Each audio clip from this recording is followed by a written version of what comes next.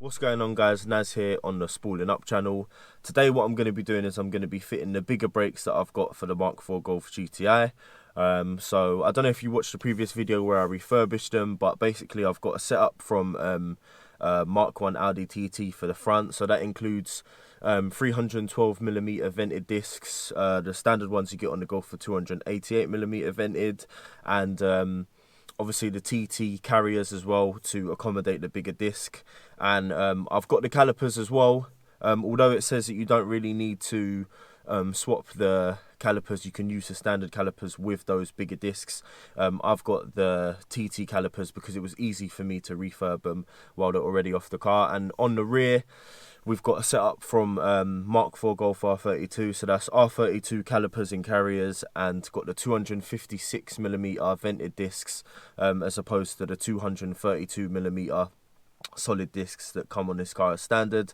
So without further ado, let's get the car up in the air and start swapping bits over.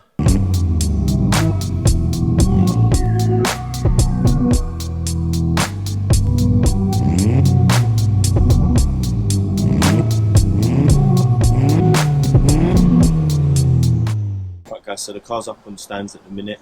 I was going to do the front and then the back, but in order for me to show it to you and to get this recording done a bit quicker, I think it's easier for me to do one side and record it and then just crack on with the other side without filming it. So yeah, let's go for it now. I'm going to get the wheels off. So here's what the standard front brakes are looking like on the Golf. Nothing major, nothing to worry about. Here's what we're going to be putting on. So all I'm going to do is start stripping these off now. Obviously I'm going to take this retaining clip off first, and then I'll undo the sliding pins at the back, and then I'll pull the caliper out of the way, undo the caliper carrier, and then should use my little impact driver to get rid of this screw, and then the disc should come off, and then I can start building it back up together. I'm thinking what I'll do is I'll swap the caliper last minute. I'll just pinch the line. I'll have the new one sitting here ready. I'll literally whiz it off this caliper, put it on a new one, and then should be good to go. It's pretty simple. You can just get a screwdriver and work that clip off there that's on the front. As for these sliding pins, you've got to just remove the cap on the back, and then I believe it's a 7mm Allen bolt. So just going to do that top and bottom here, and hopefully the caliper will come out of the way nice and easily. Right guys, so before you take the caliper off, don't forget to remove your pad warning sensor wire. Just unclip it there, and then we should be able to pull everything out of the way quite easily. Just give it a wiggle,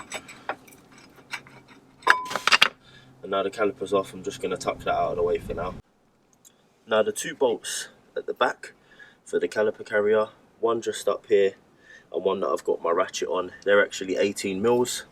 So I'm going to go ahead and just undo both of those and then get the whole caliper carrier out of the way. Now I just had a bit of a heart pounding moment there. Undoing these screws, sometimes they can be pretty seized in there. You can round them off really easily with your screwdriver, and I had an impact screwdriver set which I was looking for, but I couldn't find it, so I just had to use a normal screwdriver, Phillips of course, tap it in and then give it a really sharp snap with the wrist, and it's come undone. So I'm going to remove that now and pull the disc off hopefully. Right, so all I've done at this point is use my wire brush around the hub just to clear off some of the crap and gunk that was on there, you know, like old copper grease and stuff like that. So yeah, now that that's done, I just want to show you a quick comparison on the size of the discs. Obviously there's the 312 disc, and if we put the 288 on top, you really don't get that much of a difference, but obviously it's certainly bigger. So we'll go ahead and install the disc now. Right guys, so that's the disc on now. Totally up to you if you decide to put the screw back in. I have, but I've only done it very loosely. Next thing I'm going to do is put the caliper carrier on. and then it will be pads and then the caliper swap over, and we'll be close to finished. Right guys, so I very quickly want to talk to you about pads. Now I've got the caliper carrier on. I obviously just used the 18mm bolts, but I'd actually wire wheeled mine because I've got a set with these brakes. You want to wire wheel them really because they're pretty stiff coming out, so just get a wire wheel on them and then they'll go back in easier. But here are pads that came off the Golf and the pad that came off the TT. They're exactly the same. It's just this is more worn. They don't have the chamfered edge or tapered edge, whatever you want to call it. So I'm going to go ahead and I'm going to throw the ones that were on the Golf back on, and it should be all good, because although the disc's bigger, the actual contact patch the pad's exactly the same. So yeah, it's just a straight swap really. So like I was saying earlier, you do only need the discs and the caliper carriers. What I'm going to do at the moment is I'm going to fit my pad to the caliper carrier and fit the other pad into the new caliper that I'm going to be putting on. And I've pinched the brake hose right there. So what I'm going to do is I'm going to get the caliper all ready and fitted up. Last minute, I'm just going to undo the hose from that caliper, quickly swap it onto this one, and then all that will be left for this front corner is a bleed up. Right guys, so as you can see, I've just applied small amounts of copper grease to those ears of the pad, if you like, also to my sliding pins, and the pad's now fitted to the caliper, so it's ready to go on. The caliper's on, it's all looking really good. Slider pins are in and done up, caps on the back are plugged back on. Only thing to point out is there's a lot of air in the system because the piston's been pushed right back, and I don't have brand new pads to fill in these gaps, so it's going to take a couple of pumps of the pedal to get some contact between the pads and the disc, but I think it's looking good right now. All I've got to do is disconnect this brake hose, connect it here and bleed this front corner, and we're pretty much good. Oh yeah, of course, I've got to put the spring clip back on as well. Now the caliper's off. It's just an 11mm socket to undo the brake line fitting. Make sure that your washer's still there. I mean, you can replace them, but make sure it's still there when you go to connect it to the new caliper you're fitting. So I'm going to go ahead and just screw that in now, and fingers crossed it's all good. Right guys, so we are now done at the front.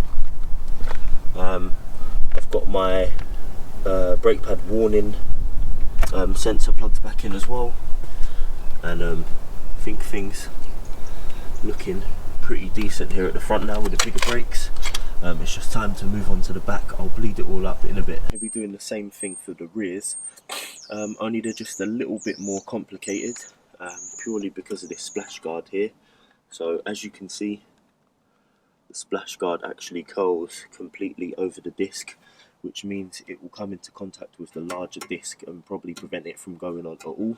So what I'm going to do is I've got my grinder, I'm going to run a line all the way around the outside of the splash guard just to get rid of this bit that curls over. And whereas the front brakes on the car were in pretty good condition, these rear ones, the discs are they're quite badly scored. You know, the pads are wearing, but they're not completely finished. I've actually got brand new pads for the rear.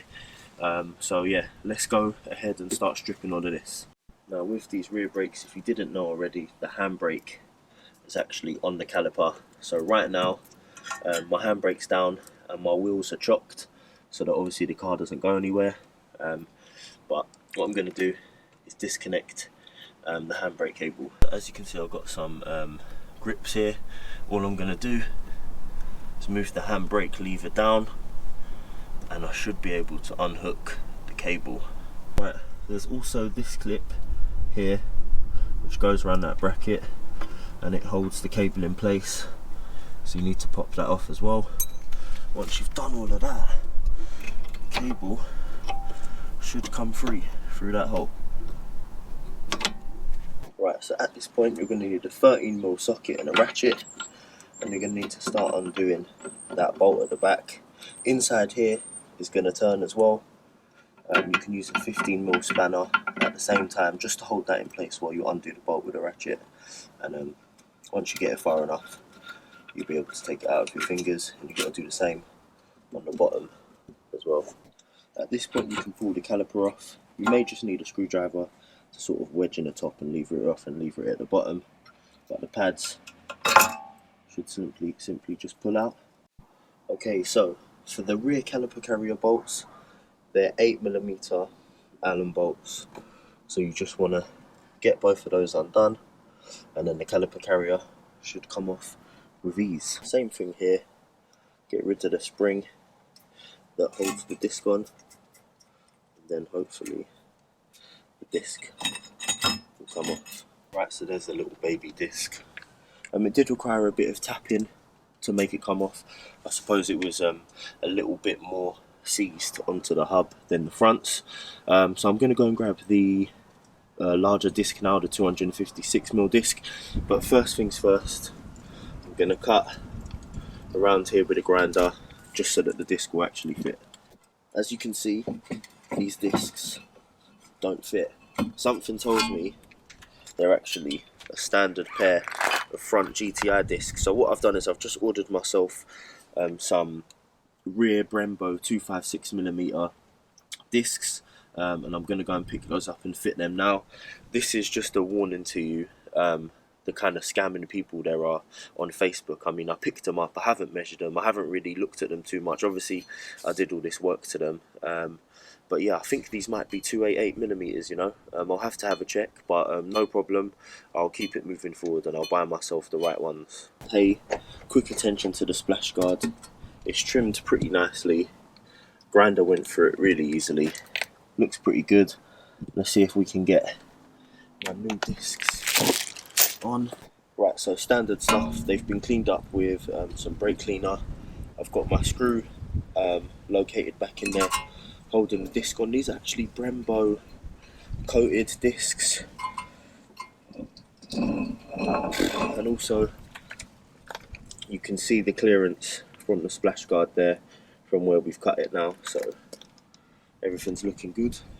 Right, now these caliper carriers, they come off a 4-wheel drive car. These are R32 caliper carriers. Now, because they're a different shape completely, we actually need some longer bolts and a spacer in order to fit these, and I'll show you why.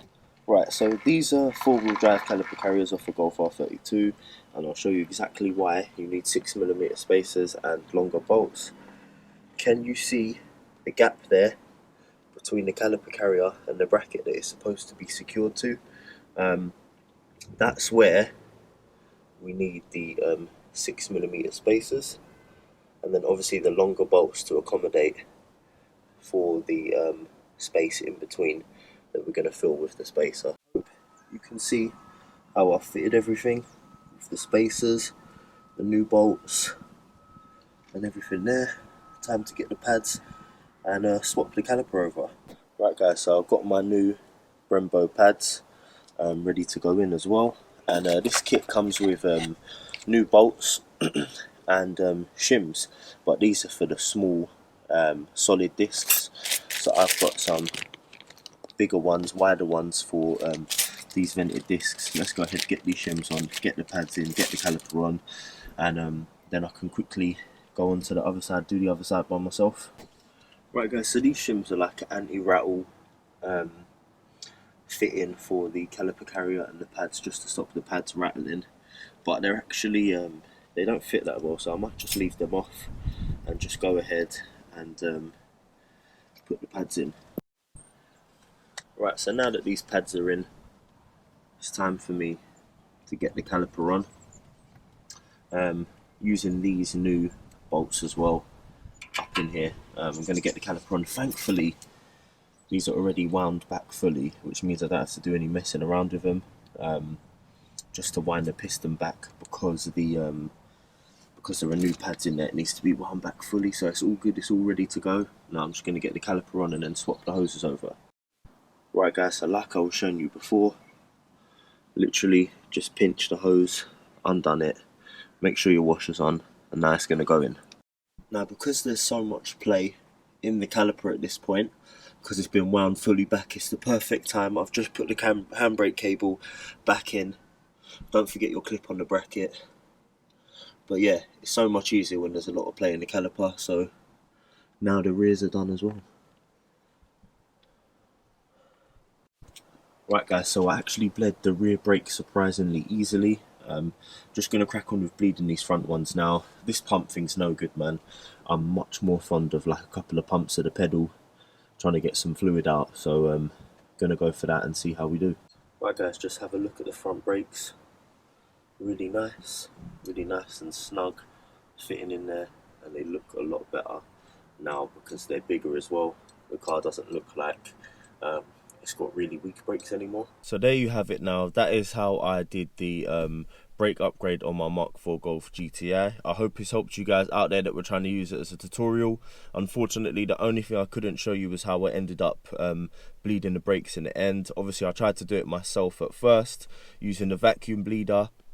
I've used it on the XR2 as well. I've never had really good results with it. Maybe it's a bad piece of kit. It might be faulty. I don't know. Two-man bleed I couldn't do, so I ended up taking it to my friend who's got a pressure bleeder, and that was really good. That just forces fresh brake fluid through with a good bit of pressure behind it. Knocks all the bubbles out of the system, and then there you go. You've got a really good pedal. So guys, it's a nice easy job. If you want to do it, I would say go for it. And I just want to say as well, thanks to all the people that have liked, commented and subscribed recently. Keep it up guys, please, and I'll see you on the next video. Thanks for coming to watch.